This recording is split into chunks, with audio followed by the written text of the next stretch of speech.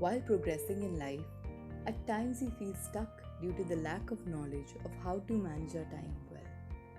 Deciding how to prioritize the different facets of daily self management gets hectic, whether it's for school students, university students, or working people. The lack of motivation, a great amount of workload, and the expectations at the academic front, in college, or at one's workplace is draining for an individual. Under such circumstances, a helping hand can instruct and support us in setting the right direction for our goals. At MentorMitr, we engage with individuals wherever they are in their journey of career development and help them learn life skills to manage complex situations while enhancing their potential and performance to optimum. Our involvement helps individuals to set the right goals and create options by following an objective process, thereby enabling them to define and manage their priorities. We help them generate self awareness and teach them how to prioritize their time effectively. We also enhance their emotional quotient with techniques like mind mapping and dealing with success and failure to reinforce their goals and processes while also grooming them with soft skills that are necessary for the competitive selection process, thus making them confident and prepared for success.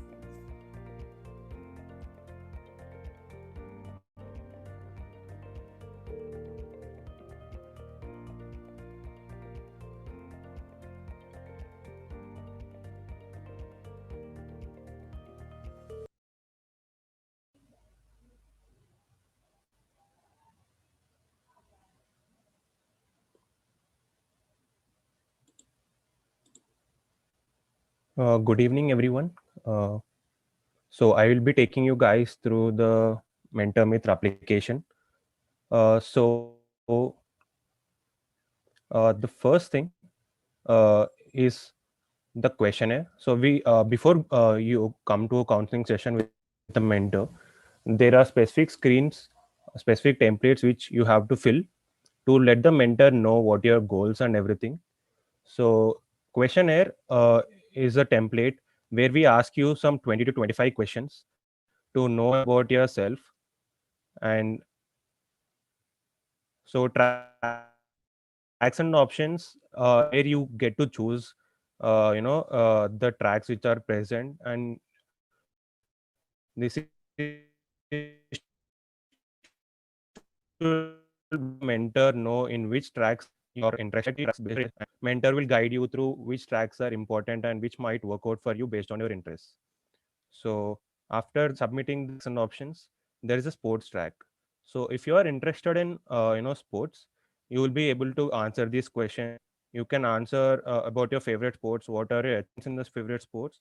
There are 5 questions designed to know about your sports skills. And after the sports track, there is a college track. This is to know where you wanted to join, like up a specific, what is the name of the college you wanted to join, what is the syllabus the college needs, and the selection criteria for the college, and what do you need to achieve the required stuff, and what is the thing you need to improve. So after that, there are priorities. So this is to let the mentor know what your priorities are. So you could have different types of priorities. We have a 4 different priorities. So you could click on here and you could enter your priorities. Let's say you have a priority to get a good score.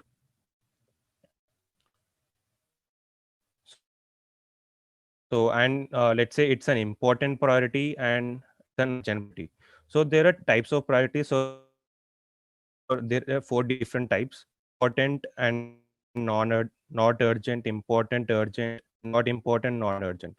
So you could select any of them based on your requirement, and then you could add it. So here you will be able to see all your previously entered priorities. This is to let the mentor know what your priorities are when you go to the counseling session. So after the priorities, there are goals and affirmations. So goals and affirmations are to let the mentor know what your goals are. So this is where you enter your affirmations section.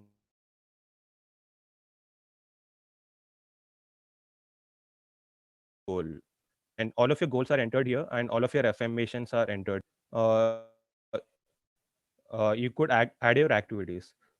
So activities are basically what you do in the what you do in your regular life, exercise, sports, movies. You could add your own, define your own activities which you do in a day. And then in the weekly timetable, what you do is you should define how your weeks looks like. So before going to the counseling session, the mentor will want to know how your week looks like. So let's say on Monday, as you see here, I have three samples. So on Monday, so is an to add practice from school. So you add that school, and the whole week you'll be able to define how each day of the week. So these are the templates which you will be filling before going into the counseling session. And then once you fill all these templates, you are ready to go to the counseling session for a mentor. So you can click on here, and you can schedule a session with the mentor. So there are different types of sessions, and you could select any one of those sessions. You have 1 hour counseling session, short discussions and everything. So you could select one of those sessions, and you could fill the date, like the date and timing of your sessions. Let's say I want a session tomorrow. I select the date. You see the time slots which are available. You can select the time slots. You can enter your name. You can enter your email, and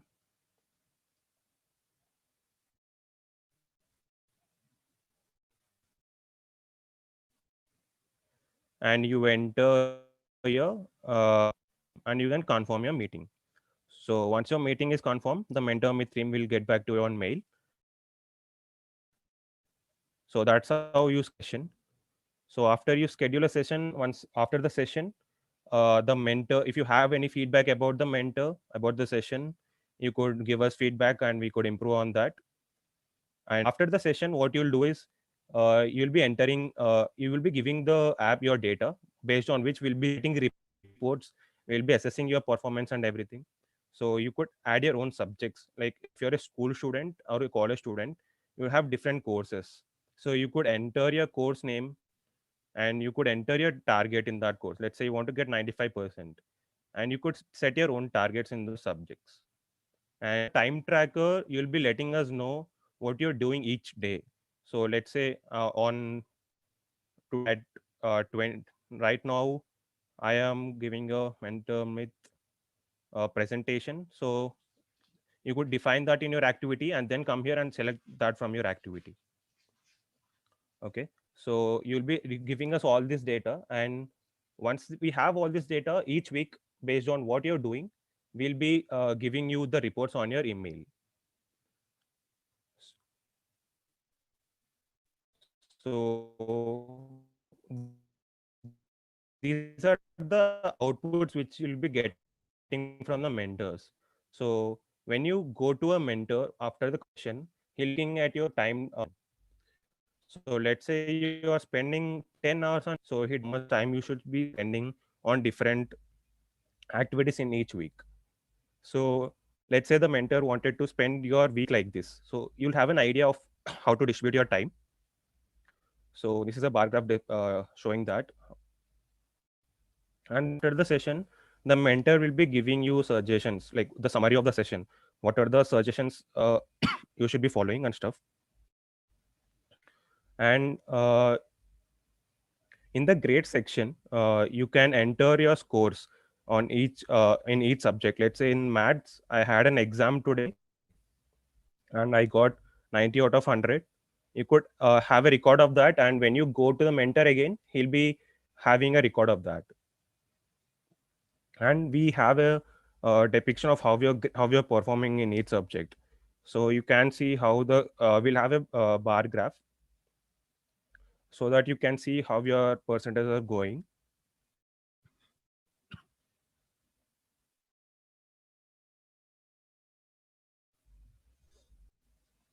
So these are similarly for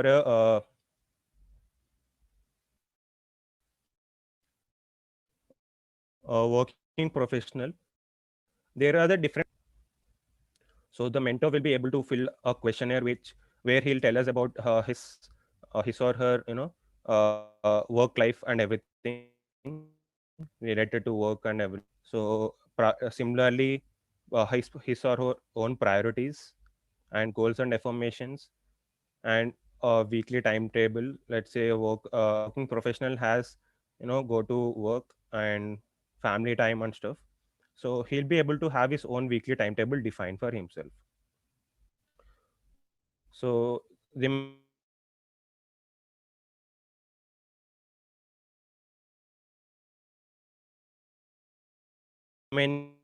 everything would be the same for a school student. So remaining everything would be the same for a school student and a working professional.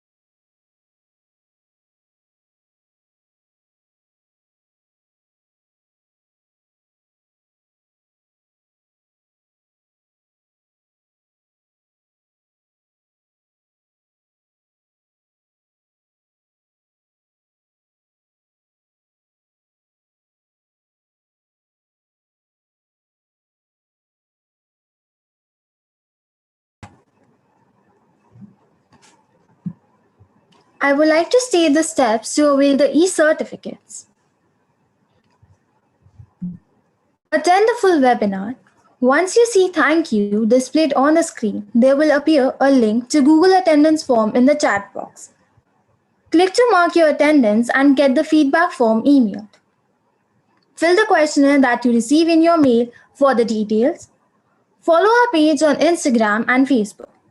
Kindly note the certificates will be mailed in 24 to 48 hours. If the above stated steps are followed, an e-certificate will be automatically mailed to you.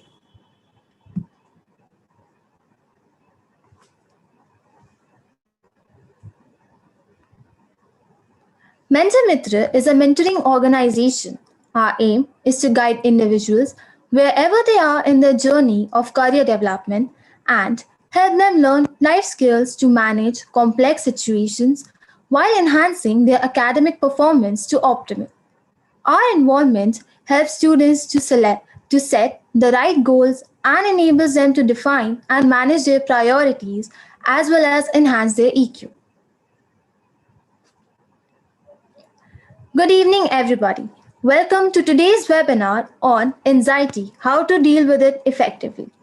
The session will be led by established professionals, Ms. Rachel and Dr. Divya Pal. Please feel free to leave your questions in the chat box and we will try to answer them. Our first speaker for the evening is Ms. Rachel. Ms. Rachel is currently pursuing her doctorate in psychology. She graduated with a master's in clinical psychology and an MPhil from Christ University, Bangalore.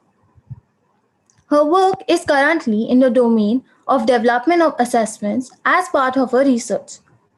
Rachel has been certified in neuro-linguistic programming, career counseling, cognitive analytical therapy, and master level hypnosis, and hence follows a more eclectic approach to counseling, which has helped maximize benefits towards the client.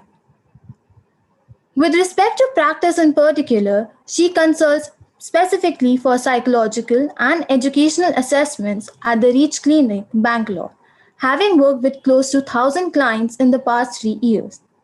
Her experience of expertise is screening and diagnostic testing for development delays, LD, ADHD, behavioral and emotional disorders in children.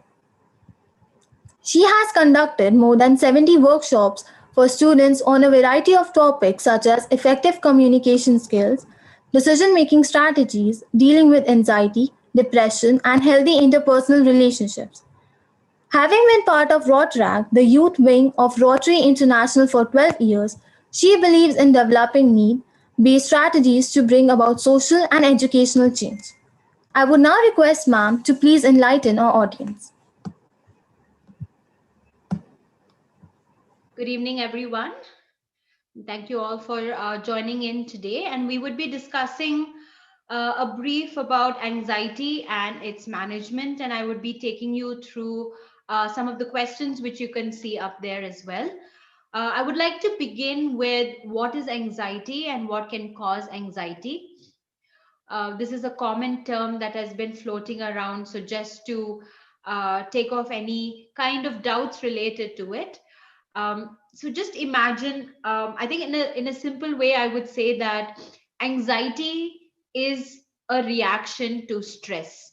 It is a reaction to stress when our coping methods are no longer able to manage the stressful situation that we are currently in. And I give the analogy of a perfectly balanced seesaw, okay, with our coping strategies on one side and the our stressors on the other side. If the stressors are more than the coping strategies that you have, the balance may not be there. And one of the side effects we see is anxiety. So anxiety can happen when people tend to anticipate the worst in situations. It can happen when, like I spoke about, how the coping strategies are not equipped to deal with the stressors that you're currently facing. When you find that what you used to rely on before is no longer working, right? And it's very overwhelming. The situation is really overwhelming. Um, and it is a tendency to anticipate the worst or anticipate doom or to predict doom, saying that something really bad is going to happen. And in the process, people might tend to worry a lot, they might tend to overthink a lot. So I'm also connecting a little bit to the signs and symptoms of anxiety as well. I think three different age groups are um, displayed on the screen. With younger children, usually what I find is with the lack of communication, right? Children do not know exactly how to label and say that it is anxiety. They do not know what is anxiety. So you're likely to see more of behavioral symptoms in children. For example, in school students, you could see difficulty with focus, concentration. It could be memory disturbances, and even academic decline. With a slightly older age group, you could find a little difficulty with it could present in different ways. Like I said, with a younger age group, it could be more behavioral. Social anxiety is one of the domains in which it can present, where there is apprehension about meeting crowds. There could be performance related anxiety. One of the populations that was shown, in addition to school students, is also the working sector, where you could see performance related anxiety. There is always a fear about your performance, or will I be evaluated as good enough? Will I meet certain criteria? Will I make the mark? So when there is these constant thoughts that are happening, that is a symptom of anxiety. I would like to differentiate between there are physical symptoms of anxiety as well as cognitive symptoms of anxiety, and there are psychological signs as well. In the psychological, you could have worrying, there could be apprehension, there could be a tendency to anticipate the worst. With cognitive, you could have difficulty with focus, concentration, memory. Emotional side, you could also have some signs of depression. Low mood symptoms can also be there when there is anxiety, because you are in a state where you feel that only the worst will come to pass, or you are not able to manage that overthinking phase that you are currently in. So this could be how it is experienced emotionally. And then we have also somatically or physically felt, as stress headaches is something that people commonly report, right? So stress as of such is experienced in one of these two ways. Anxiety is a side effect of stress. So when there is too much of anxiety close to exams, for example, then you could have stress headaches. There could be body pain, they could also be stomach related concerns and tremors. There could be nausea, throwing up. These are some of the physical symptoms that can happen when the anxiety is a little excessive. Now, not all the symptoms of anxiety is, or I would say, anxiety as of such is not a problem. We all need a certain level of anxiety to function in day to day life. If I'm not anxious about my work, I would not put certain effort into it. If you're not anxious about your exams, you would not prepare for it. So a certain level of anxiety is necessary for us to function optimally. If I want to get to work on time, I should be anxious about, say, the traffic or getting too late, which would help me prepare for that situation better. So, while a certain or an optimum level of anxiety is required, excessive anxiety is not helpful. It is more energy, more thinking than it is required for that particular situation. So I spoke about anxiety, about how it is useful. We also have the ability to identify what actually triggers our anxiety in order to better deal with it.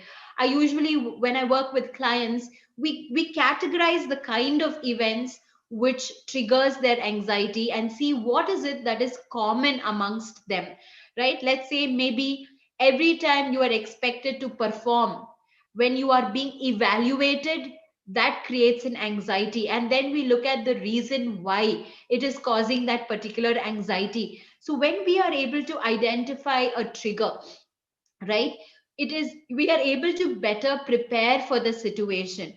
If I know that um, uh, in certain performance situations is when I feel anxious because I feel I'm not confident enough, then confidence building is something that you can exclusively focus on in order to get better results in whichever domain you are performing in. So when I'm talking about how to deal with it, um, we spoke about cognitive anxiety, we spoke about psychological, emotional anxiety. There's a physical sensation related to anxiety as well, each of which can have a different management plan. So, if you're able to relate to any of the symptoms that I'm talking about, right, optimum anxiety is okay. But when it occurs for a longer period of time, right, let's say there is a particular concern we call as generalized anxiety, which is a tendency to feel anxious about anything. It could be related to academics, it could be related to your work, it could be related to your social relationships, but there is a general anxiety um, about the worst case scenario in all of these domains. So this can interfere with our day-to-day functioning. I think one of the questions we will be looking at, and I will bring in these topics then and there, is also to when do I know I need help? When do I know that I need to seek professional help, or when do I need to consult with a psychologist, with a mental health professional? Is when these symptoms start to affect your day to day functioning. memory disturbances, or focus and concentration, your performance, your productivity at work, if that is going down, if it's declining, and you find that the coping methods that you regularly use are not able to deal with the stressors that you are currently going through, then it might be a need to reach out to a professional to help give you a different perspective to that particular situation. Because when you are inside the problem, I often say, when you're inside the problem, you always feel that you have limited choices. So with a mental health professional, you are guided to see that same concern from multiple perspectives, so that you are able to generate more choices as to how to address anxiety in this particular case. So how counseling helps is, it helps give you a very third person perspective, a distant perspective from the problem. It helps give you more choices that you can work with, a kind of a clarity of thought, where you can distinguish between how to manage your emotions, how to manage your thoughts, how to deal with your physical symptoms. It helps to give you those coping strategies, or equip you with those coping strategies that or equip you with more coping strategies that can help you deal with anxiety. So generally with um, overthinking, so overthinking is one of the common concerns we find related to anxiety. Now when there's excess of thoughts, and this usually tends to happen when you are idle, or the time period just before when you get to bed. It can be a time period when you have less work to do, when your mind is drifting off, or overthinking might happen very close to the time when you feel like you are going to be evaluated, or that event that you are most worried about. So when there are too many thoughts, right, remember that these thoughts are most likely to result in worst case scenarios. Overthinking is not about the best case scenarios. Very rarely are we thinking about, oh, what if I get a promotion, what if I get a bonus salary. Those are things that will not give us anxiety. It's more or less related to, what if I fail in an exam, what if my friend stops talking to me, what if I lose students, what if my clients don't come back to me, what if my boss does not recognize my work, or what if he shouts at me after my presentation. So it's usually the worst case scenario. Now when you have this overthinking, the speed of thought process is really fast. So by the time you start with one thought, it goes on to another thought, and within like 2 minutes you've already got a couple of worst case scenarios out there that results in your cognitive, your physical symptoms of anxiety, etc. So when there is so much of thinking that is happening, slowing down is very difficult.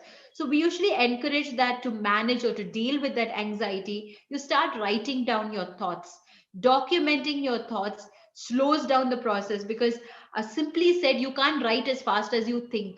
So the speed at which you are going to be thinking is also going to start coming down when you write. Also when you write, what you write is more concrete than just having the thoughts in your head, which can connect to something completely irrelevant or bring up past memories. Remember that your mind is like this is it's like a box of a lot of things that are both wanted and unwanted. So as long as your thoughts are up here, you cannot prevent unwanted memories or thoughts or past experiences from coming through. So documenting your thought really helps with managing anxiety. Practicing relaxation, practicing gratitude is something also that helps, because it tells you that I'm mindful of the good things that are going on in my life right now. Relaxation techniques, you don't have to be trained in something full fledged like yoga or certain intense meditative techniques, but simple breathing techniques, and there are plenty that is available online, which you can practice just before situations that you feel that might stress you out. Because if you already go into a situation or an event anticipating the worst, then you might less likely put your best foot forward in that situation, or you might hold back from taking risks. You might hold back from trying out new experiences because you fear something or you're anxious about something. So documenting what is it that you are actually anxious about, what are those thoughts. If you're able to identify those triggers, then that will help you prepare for those triggers a lot better, whether it is about improving your social skills, or your, I spoke about confidence, or whether you learn to be you need to learn to be more assertive, um, or is it that you need to actually prepare for your exam a little better, or leave from your house a little earlier so that you get to somewhere on time, or whether you get feedback from your boss so that the mistakes you made once will not be repeated. When you are able to structure your thought process, the overthinking is less likely to go out of hand. To the question which says how much counseling is going to help and will it really help get rid of anxiety, I think what counseling does is equip you with skills to help you manage anxiety so that when it does happen, you would know what to do. That you don't have to go running to a professional every time that some certain things get out of hand or certain things get overwhelming. Counseling will help equip you with certain skills, certain management strategies, and we will generally professionals will also take you through certain scenarios or certain events that you are fearing, to almost like practice those strategies as well. So depending on the therapeutic technique that is followed, therapists sometimes even practice during the session so that when in real life you exhibiting these skills will be a lot faster and easier. So whether it helps, I wouldn't say it gets rid of anxiety. That depends from client to client, from person to person, but it can definitely help you manage your anxiety. It can help you look at something you thought was a mountain and make it look like a smaller bump along the way. Perspective changing. If I'm able to look at a weakness as a strength, if I'm able to look at anxiety as a strength, because if I know I'm anxious about something, I know that something is not in place. And if with the working with a mental health professional, you will be able to identify what that something is and get management strategies to uh, uh, stop fearing that situation. Right. So I hope I have covered all the questions here. We have one more which says, with the in this world of commercialization of treatment, how do I know whom to trust? Right. So we definitely have a lot of mental health professionals, and with the pandemic, we also have a lot of them having onboarded their practice. What I would generally recommend is one, when you do connect with a mental health professional, it is completely okay to check their, ask them for their qualifications, right? At least to ensure that they have a minimum of a master's degree uh, in psychology, in psychological counseling degrees, psychological clinical degrees, at least a master's program. Students are not permitted to take clients, but professionals or individuals who have completed their masters, that's very important. You can look at the number of years of experience that they have or the institutes that they're associated with. Now, with different websites like Practo, even Google has reviews that you can read up about a particular professional. You can get on a call with them or even write down the queries that you have prior to connecting with them, such as I often find people even hesitate to take consultation because of the charges associated with it. And rest assured, we have counselors who operate with varied, like a sliding scale. So you could find counselors who could even take a session for as low as 300 rupees per hour, and it can go up to 5,000 rupees per hour or even more. But you can connect to a professional as according and comfortable to your budget. But definitely look at their qualification, the number of years of experiences, the institutes that they're associated with. You can even ask them the method that they follow when it comes to practice. There are different therapeutic techniques. You don't have to know any of that in depth, but a grief counselor may not be able to help with a child and adolescent issue. So we have different counselors who specialize as per age groups, who specialize as per topics like grief counseling or substance use counseling, etc. So you could ask them the domain of work as well, and always clarify these doubts before you start therapy. It will definitely help you get some clarity about whom to trust and whom not to trust. So I really hope these questions or this discussion has helped you. If there's anything else, you can always feel free to connect with us again. Thank you so much. Thank you, ma'am, for sharing your valuable advice and insights with us. I am sure everyone listening is more informed on what anxiety is and how they can deal with it. I would like to state the steps to avail the e-certificates before moving on to our next speaker. Attend the full webinar. Once you see thank you displayed on the screen, there will appear a link to Google Attendance form in the chat box. Click to mark your attendance and get the feedback form emailed. Fill the questionnaire that you receive on your mail for the details. Follow our page on Instagram and Facebook. If the above stated steps are followed, an e-certificate will be automatically mailed to you. Kindly note that the certificates will be mailed within 24 to 48 hours. Our second speaker for the evening is Dr. Divya Pak. Dr. Divya has done her post-graduation in psychiatry from Dr. D.Y. Patil University, Mumbai. With a work experience of 10 years, she is a consulting psychiatrist with the Department of Mental Health and Behavioral Sciences of Fortis in Kolkata. She has been conducting various workshops at schools for students, parents, and even teachers. She has been actively involved in spreading awareness about the importance of mental health among the corporates and other institutions as well. I would now request ma'am to please enlighten our audience. Hello. Hi, good evening, everyone. I'm Dr. Divya. As Miss Rachel has very elaborately explained about anxiety and everything related with it, I will try to, pick up some points which are not the same. I'll try my best in doing that.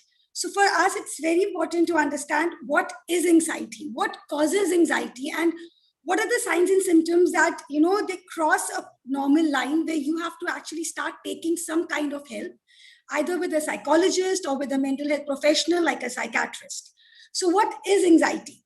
Anxiety is basically what happens is it's an unpleasant, a very vague apprehension that starts coming up, which is associated with a lot of autonomic symptoms, like the patient or the person starts feeling very restless, starts sweating, there is palpitations associated with it.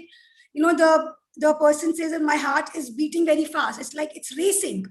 Then you can have tremblousness, your hand starts trembling, you are not able to speak clearly, you don't understand what's happening around you. Sometimes you feel this lightness in your chest as if something might happen. So these are certain signs and symptoms that start associated with anxiety. Now what happens is that, anxiety itself is a very vast disorder. So like as Miss Rachel very clearly said that, some kind of anxiety is very important for us. It pushes us to do something in our life. It makes us more confident. Like when you're giving your exam or if you are having a presentation in the office, some kind of apprehension, some kind of feeling anxious or feeling restless is very common. It's something that your body reacts to a situation. But what happens when this restlessness, this anxiety is so much that you are not able to carry on your daily work? Like suppose if you have these intrusive thoughts, they keep coming up continuously. You have some kind of a habit in which you want to keep checking things again and again. But it comes to such an extent that you're not able to do the next task or maybe even your daily tasks that you do. You have this fear of, if I go and talk in the public or if I go and talk on the stage, what will people think about me? Let alone stage, if there's a small social gathering, you start avoiding that, thinking that, you become overcritical of yourself, thinking, what will people think about me? Maybe they will not like me. Maybe I will not live up to their expectations. So what happens? You start avoiding these things. So this starts interfering with your everyday work. When you feel that either you or anybody else is started to suffering with these symptoms, where it is hampering their daily work, they're not able to do the normal tasks like they were doing every day, is the time when you should feel that, okay, something is wrong with me, something somewhere is not right. Anxiety, I'm anxious, I'm restless, it's okay. But now if it's interfering with my work, or if you see your spouse, you see your children, you see your co-workers, that this kind of anxiety or being apprehensive or trying to avoid things, making excuse, like in children, they start making excuses of not going to school. Now, why is the child making excuse every day? Like Miss Rachel said very clearly, that for children, they may not have these particular symptoms that are book related, that this is what the child might have. The child might have anxiety symptoms in a very different way. Like, let's say that, okay, a child is very scared when a dog barks. The child becomes very, starts crying, starts shouting. But it's not because that the child is scared of the dog. The child is scared because maybe, he or she has had a traumatic childhood or some traumatic incident in his life. Maybe there's some parent or some family member who really shouts in the house. So the child is correlating his fear, his anxiety with that of the dog barking. Similarly, what happens in anxiety is that, okay, in adolescents or teenagers, there's a lot of peer pressure that comes up. So they start acting it out. They start, becoming irritable. They start avoiding classes. They don't want to go to the school or even their colleges. Then what happens in adults? Adults also, we feel that we might not be having any kind of anxiety. It's very common for us. But sometimes this anxiety comes to a stage where you are not able to, even carry out simple meetings, like just talking to colleagues around you. You are not doing that. You start taking leaves from the offices. Sometimes what happens is that anxiety is so much that you don't want to even step out of your house. So this is the time where you should start answering or start thinking yourself, or for anyone else, that something is wrong. There is something that is bothering you or or the person around you, that these symptoms are not normal. So this is the time when you start taking some kind of help from a psychologist or a mental health professional. Now, these were some signs of symptoms which were in general. Now, anxiety is very vastly divided into a lot of different kind of disorders that happen. So picking up every disorder is difficult, but in general, there are a lot of disorders. And when you go to a mental health professional, the venue signs and symptoms that you tell them, that is the time when the mental health professional starts understanding what kind of disorder, what kind of anxiety you might be suffering from. You could be suffering from simple panic disorder. You could be suffering from something as a generalized anxiety disorder, where you start thinking negative about everything. There is nothing positive around you. You feel like, everything is going wrong, and one thought leads to another thought. So it's a vicious cycle of negative thoughts that's coming up for every small thing in your life. Then there's certain people who come with, continuous some kind of compulsive behavior or some kind of intrusive thoughts that are so much that they're not able to carry on with their work. Like, for example, if there is some kind of compulsive behavior that they have, so they are supposed to, like, let's say, count till 20. Till they don't count till 20, they will not take a next step. Or till they don't count till 20, they might not even, pick up a glass of water to drink. So these are small signs and symptoms that start coming up and start affecting their life. Then you have something like a social phobia, where you do not want to interact with people. You get very scared. You start sweating. You start becoming very restless. There are palpitations happening. There are tremors happening. So these are all, when you go to the mental health professional, they start, talking to you. They start figuring out what kind of signs are you showing, what kind of symptoms you are suffering from. And then they start figuring out what kind of disorder you might be suffering from. Now, why does this anxiety happen? There are a lot of studies that have been done, a lot of theories that have been put forward, that why does anxiety happen? Why is that, we feel anxious, which is good. And when this happens, that this anxiety just crosses its line, when are the signs and symptoms start appearing? Why does this happen? See, first, what happens is a lot of hereditary factors that start coming up. Yes, we consider hereditary factors in general because if there is a family history of any kind of anxiety disorder, there are chances that, you might be suffering from or you might not be suffering from. Then what happens, in scientifically speaking, we have these neurochemicals in our brains. The three most common neurochemicals are GABA, that's serotonin, and even norepinephrine. Now, what happens is these neurochemicals are acting in your brain. Now, there is no particular reason that points out that, okay, this is a deficiency of this neurochemical, that's why you're having this disorder. No, it doesn't happen like that. In general, when there is an imbalance that starts happening in these neurotransmitters, you start showing signs and symptoms of various kinds of disorders. One of them is an anxiety disorder. So when there is an imbalance, these symptoms start occurring up. So what happens is that as in general population, what we feel is that, okay, if the person is suffering from an anxiety, the person is becoming restless, we start saying that, okay, get over with it. It doesn't matter, it's normal. But we have to understand here that if he's suffering from something like an anxiety disorder, it's not the person's fault. There is some kind of chemical imbalance that has happened because of any factor. Could be a traumatic childhood, could be any kind of incident that happened, could be hereditary, or could be idiopathic, that is without any cause, that he is having these symptoms. So rather than just telling them to get over with it, we should try to help them. Now what happens is that, okay, now this was something, I've told anxiety in, let's say, a big, vast, small bits and topics. Now, how do we treat anxiety effectively? Okay, Miss Rachel has taken care of the psychological counseling and everything very well. So when we start treating anxiety, we actually have psychotherapies to be done, and we also have pharmacological treatment. Now, what happens in pharmacological treatment is, yes, there are a lot of myths with it, which I will be discussing in due course of time. Now, what happens is that what happens in pharmacological treatment is that we have short-acting drugs and we have long-acting drugs. Now, depending upon what are your signs and symptoms, a mental health professional, a psychiatrist decides what kind of treatment you need. Do you actually need just a short-term therapy, a short-term medication which will help you overcome, or it is something which you might need for a longer run?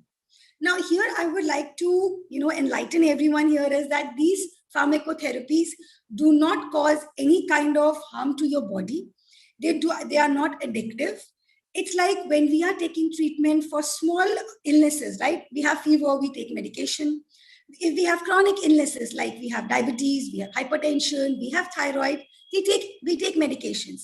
Similarly, if we are suffering from any kind of a disorder, any kind of anxiety disorders, we are supposed to take treatment. And these treatments are very effective because anxiety is a curable disease. It is a curable disorder.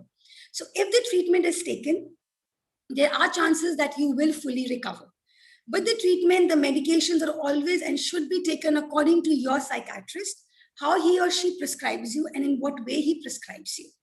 Now here, there's one more thing I would like to bring into notice is that anxiety disorder can also co-occur with lot of medical conditions. Something like, there are studies that have been done, there are cases that have been studied. Thyroid abnormalities like hyperthyroidism is known to cause some or the other kind of anxiety disorders. Something like diabetes, hypertension is also related, and they also give out some kind of anxiety disorders. So do not neglect if you see any signs and symptoms which are not, which is something that is affecting your daily life. Now, yes, the difference between anxiety and depression is like, it's a very thin line. Anxiety and depression can co-occur. There are symptoms of anxiety that co-occur with depression. And there are very high chances that when we are anxious, we have anxiety. There are chances of depression, and it is vice versa also. You have depression, there are certain signs and symptoms which are the same for both of them. We are feeling very anxious. We are feeling very restless. We are not able to sleep properly. Now, what happens is when we start talking to the patient, we realize that maybe those symptoms are not only anxiety symptoms. They can be depressive symptoms also, because it usually correlates with depression and anxiety. So it is very important for us to understand here that if there is any kind of problem, if there are any symptoms that are coming up, instead of just, ignoring them or trying to just think that what will people think about me if I go to a therapist or if I go to a psychiatrist to take treatment, or if I take my spouse or if I take my co-worker, it is not the right thing to do. It is nothing like that. If you're helping someone who has a mental disorder, who has an anxiety disorder, take that step. Sit with them, go talk to them. Understand what is the problem, what is the problem because of which these symptoms are coming up. And at a certain time when you feel that while talking to them that yes, it is not something that, can just go away. Ask them, help them to take a professional help. Now, along with doing psychotherapies, along with doing, let's say, medications, there are some things, that we make the patient understand. And everybody should understand is that there are certain anxieties that are not in our hand. There are certain situations that are not in our hand, which are bound to cause anxiety. The most common of them right now is the pandemic that we all suffered, and we are still in that pandemic. This was something that is not in our hand. We had a lot of anxiety. Everybody had around the globe. We were anxious. Everybody was scared. So instead of actually thinking that what will I do? How will I do? What will I manage in this pandemic? This thing is not in your hand. Whatever the situation is not in your hand. It will take its own course. So what we have to make us understand ourselves here is that it is not in my hand. It is something that I cannot control. So might as well just flow with it. Let's see what the next step brings. But certain anxieties where you feel that, okay, talking on a stage or meeting people around you is causing you a lot of anxiety. That is something which can be taken care of. So instead of always having a negative thought that why will it go? What will happen if I'm not able to talk? If I freeze on the stage? If I cannot talk in front of the people? If I'm not able to give my exams? Instead of thinking so much of negative, we should always start thinking positive. Give yourself one positive thought for a negative thought that starts coming in your mind.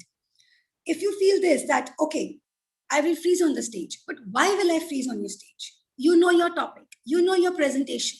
Similarly, in the exam, why will you black out? Say this to yourself that, no, I will not. I have studied and I can manage it very well.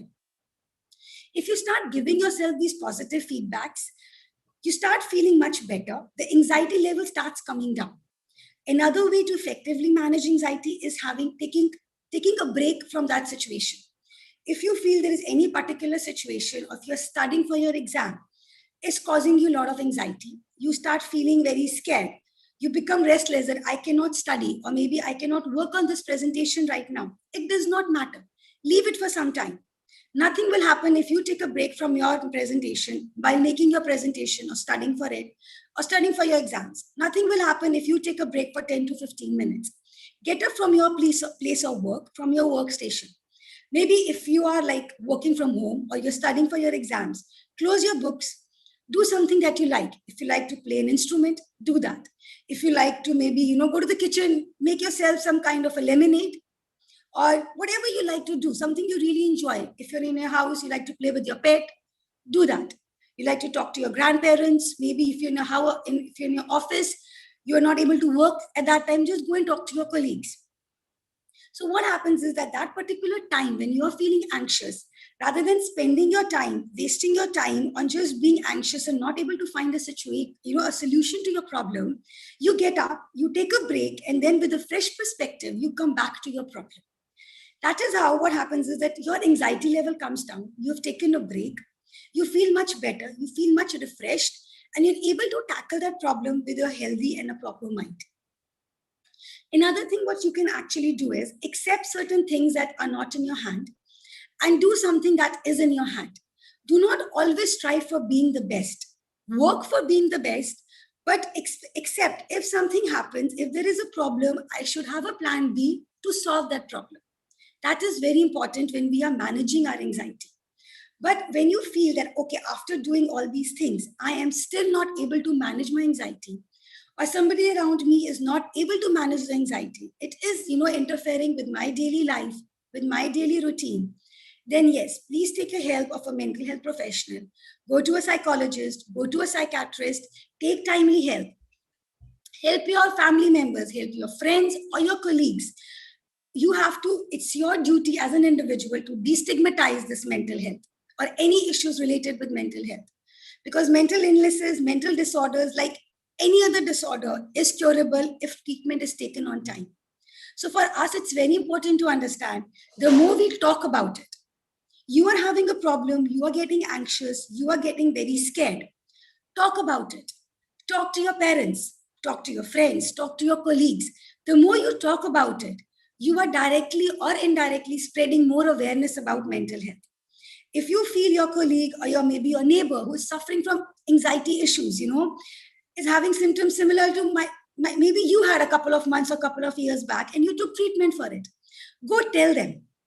Tell them that it is okay, that if you are having these symptoms, if you're feeling so anxious, if you're feeling so restless, it is affecting your work. Go take some help. In fact, go with them.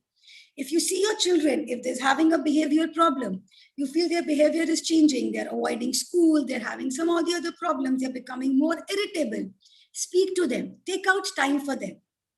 Try to figure out what is the problem, what is causing this behavioral change. Maybe it is some kind of an anxiety which they have faced in the school, or they are facing among their peer pressure or anywhere else. When you feel as a parent, as a friend, you're not able to help them, take them to a professional help. Take them to a mental health professional where they're able to get a proper help and proper treatment. Okay,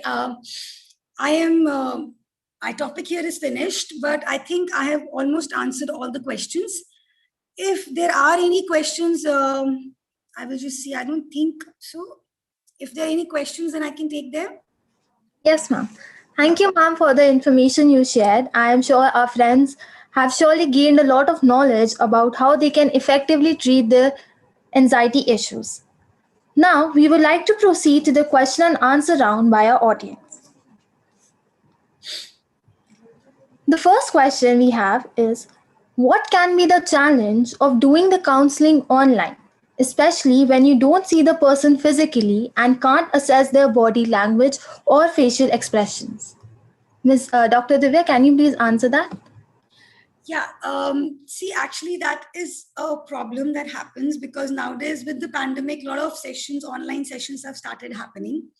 So it does become difficult. So as much as it's possible, try to have a video calling session with the patient or with your therapist so that you are able to talk to them and you're able to see face to face.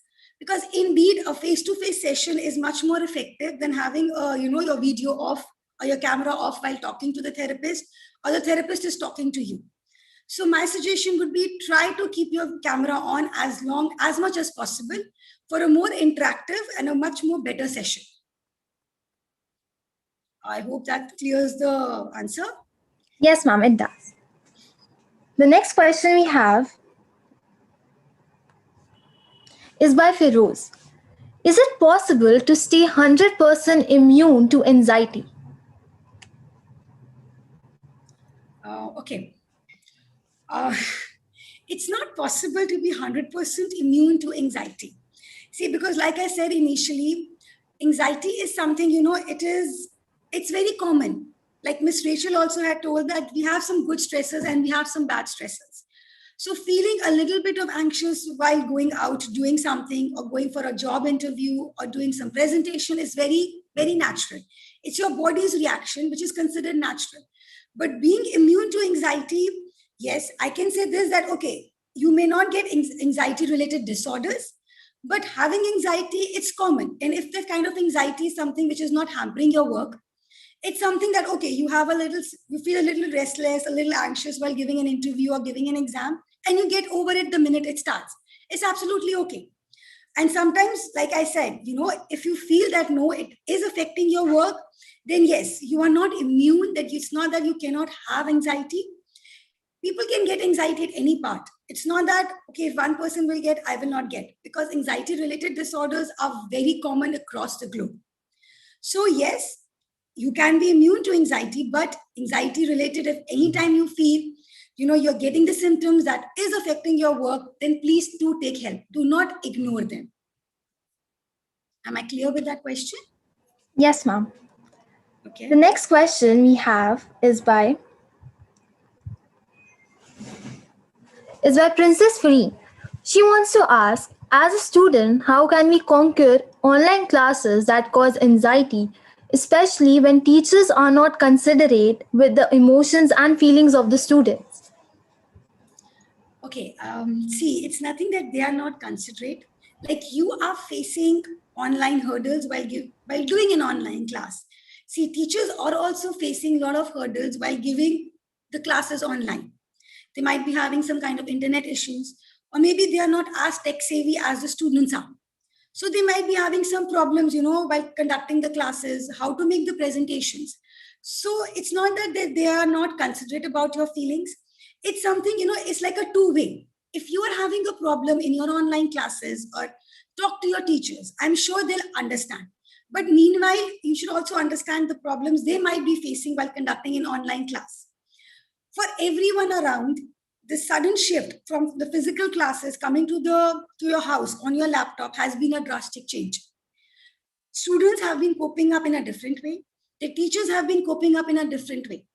So my suggestion is that when you feel that there is a problem in online class, maybe you're not able to understand something. Maybe it's a very big class, a class with a lot of students online, and your teacher is not able to get across you properly. You're not able to listen to your question at that time. Maybe individually, if there is a way you can talk to her, you can maybe send a mail to her regarding that, okay, I have this problem, I'm not able to solve. Maybe you can type to her in the chat box. So I'm sure she will understand your problem, she will understand your query and try to solve it.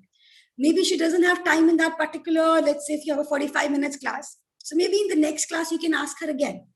So I feel that it should be two-way. It should not be that only the teachers are doing and you are just listening. And it's not only the students are doing and teachers are not doing. So it's a two-way process in which both the side communication is very important. So at any time you feel there is a problem, speak up, talk to your teacher, understand what is the problem happening that side, and make them understand your problem. So I think by communicating this kind of feeling or this kind of thing can actually go away. Thank you for the answer, ma'am. The next question we have is, how do you determine that you have anxiety or is it merely stress? Okay. See, again, anxiety and stress, they go hand in hand. It becomes very difficult for, us to label it's anxiety or it is stress. Like, okay, again, stress, we all face stress in our daily life. We have stresses for work. We have stress when we are traveling, when we are in the traffic. We are stressed out if there's a traffic jam. So those kind of stresses are like we are dealing every day with us. But some stresses like, okay, there's some kind of a financial problem happening, which starts interfering with your life, which starts causing you anxiety. You're not able to sleep because of it. You're not able to work because of it. You start losing your appetite. You are not able to concentrate on your work. That is where your stress starts turning into some kind of anxiety. Some kind of signs and symptoms of anxiety start coming up. So that is, it's like, a very thin line drawn between having a stress in which you're able to follow, which you're able to, carry on with your daily life, daily work. And when the stress starts showing signs and symptoms of anxiety, it's a very thin line. So when you feel that, okay, that thin line is getting crossed, something is bothering you, something is not going right, that is when you should start taking help of a professional. Thank you, ma'am. The last question we have is, what can we do on a daily basis to decrease our anxiety attacks or manage them effectively? Okay. What happens is in daily life, what you can do is if you get anxious about a particular thing that's going to happen in the evening or in future, like what you can do basically is close whatever work you're doing, start doing some kind of breathing exercises. Try to relax yourself. Try to sit in a place which is not very distractive if possible, and focus on your breathing. So it's like, take deep breaths in and take deep breaths out.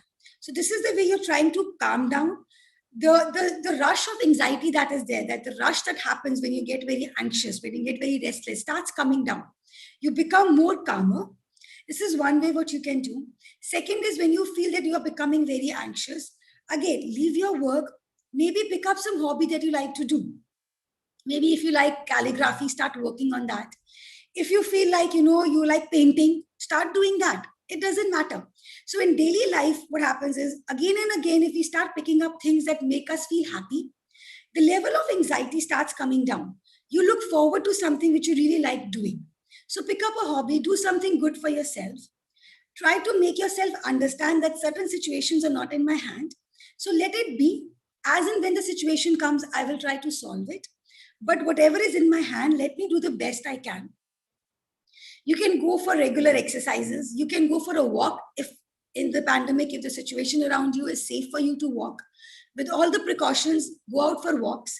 You can, that time, instead of talking about, or thinking about your problem, maybe you can pick up a playlist, put a good playlist on your phone, listen to your playlist and go for a nice walk. So this is the way you can calm yourself whenever you're feeling anxious on your daily routine or on daily basis. Thank you, ma'am. The last question we have is, People with certain personality types are more prone to anxiety disorders than others are. Can you please enlighten us on those types of people? It is very difficult for me to actually tell because we have different clusters of personalities with us. So now every personality that comes up, there are certain traits very specific to that kind of personality. Now the person could be anxious dependent personality, could be a borderline personality, could have a narcissistic personality. So when the person comes to us, when we start talking to the person as a mental health professional, we are trained to figure out what kind of personality the person has or the patient has. And accordingly, we start seeing what signs and symptoms are there. So it is very difficult for me to pinpoint that, okay, this personality will have, specifically these anxiety disorders or these symptoms only. There are certain anxieties and personality that go hand in hand. But then, as I said, it's always overlapping. So let's put it like this, that whenever you take help or whenever you go to a mental health professional, they are trained to deal with that. So it's not that, okay, if you have an anxious avoidant personality, you may not have symptoms of something like panic disorder or an OCD. You might have symptoms of obsession and compulsion also. So it is there is no particular, let's say, a table or a format which this personality will have only these kind of anxiety disorders. It's always overlapping. So let the mental health professional who is trained for it, they let them figure out what is the personality and what kind of disorder or what kind of symptoms you are suffering from. Thank you so much, ma'am, for answering all the questions. With this, we have come to the end of the question and answer round. Now, we would like to share our app launch MentorMitr with you all. The app is available on Play Store. You all can download the app only on Android devices for now. The iOS version will be available soon. The app is free of cost. Our app is currently available in India, Philippines, China, Bangladesh, Indonesia, Italy, Malaysia, Nepal, Russia, Spain, and Thailand. It will be launched in other countries soon. Kindly download our app and get help in your career. If you have any queries with the app, please feel free to contact us or drop a mail at contact@mentormitr.com or connect@mentormitr.com. You can download the app using the QR code and the link.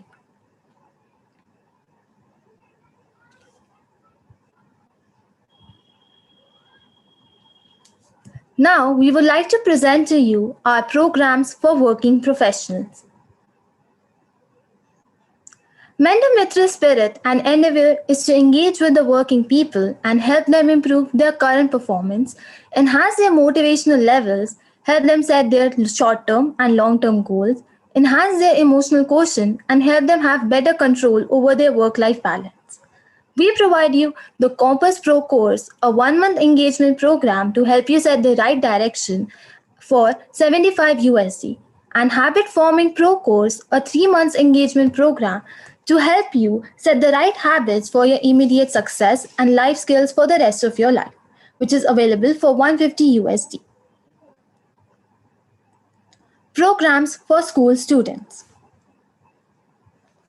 These programs are designed to ensure that all integral focus areas in the student's career development journey are met and also help them be successful in habit formation for optimization of their performance in the immediate future by scientific and continuous self-evaluation.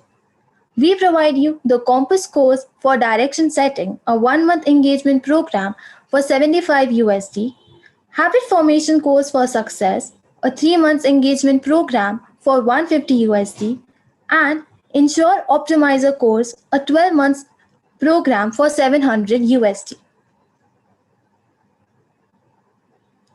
Programs for university students are designed to identify their tracks for the future, whether they want to work and grow in the field of study or interest.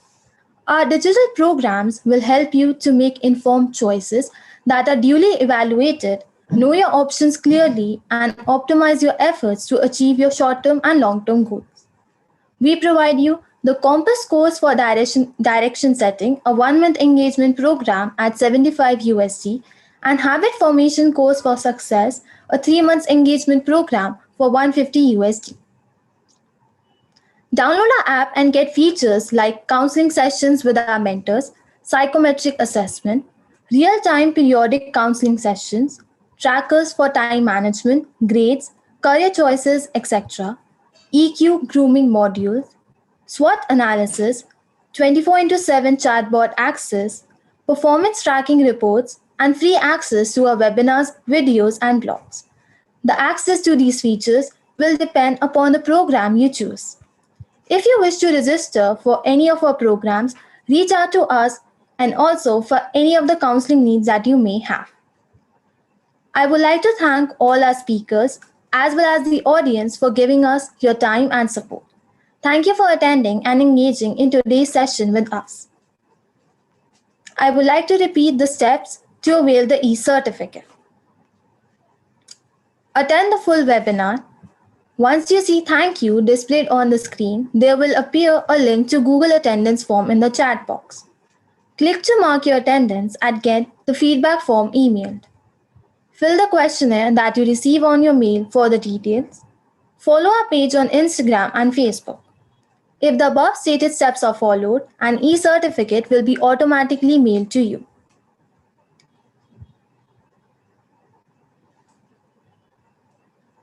You can contact us through any of the above mentioned platforms with your questions, feedbacks, and suggestions.